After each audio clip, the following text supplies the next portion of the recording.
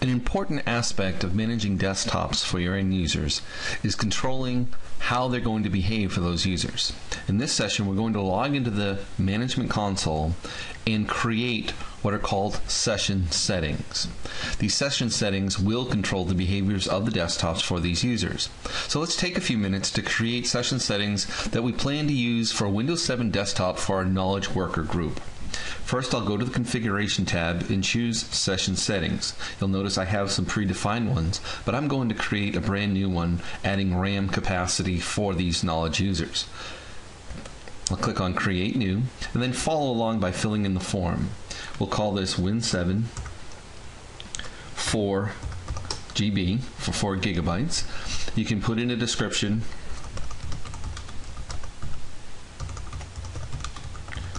The knowledge worker group, and now we're going to begin overriding some of the default settings. For instance, I do want to override the RAM,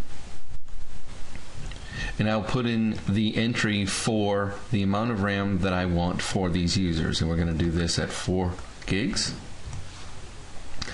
And we're going to also change our default D drive setting for the users. We'll give them 4 gigs of space as well, and we'll leave the others as defaulted here. For more information on any of the other settings, you can refer to your admin guide.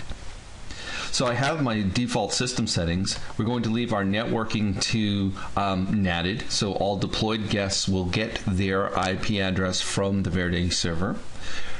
We'll take a look at the security settings, where we do want to allow for print, file sharing, and clipboard access, so we're going to leave those as set.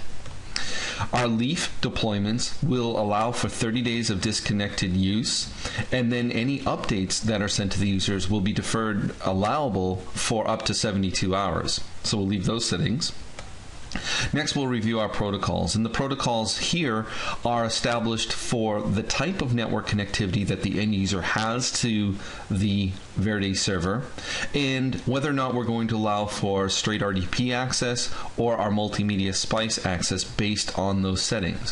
What I'd like to do is disable SPICE for any modem or DSL connectivity, so SPICE won't be an option when those are selected in the advanced settings.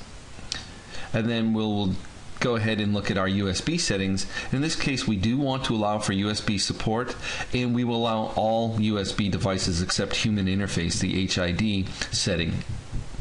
So once those are set, I click on Save, and I've created my session settings.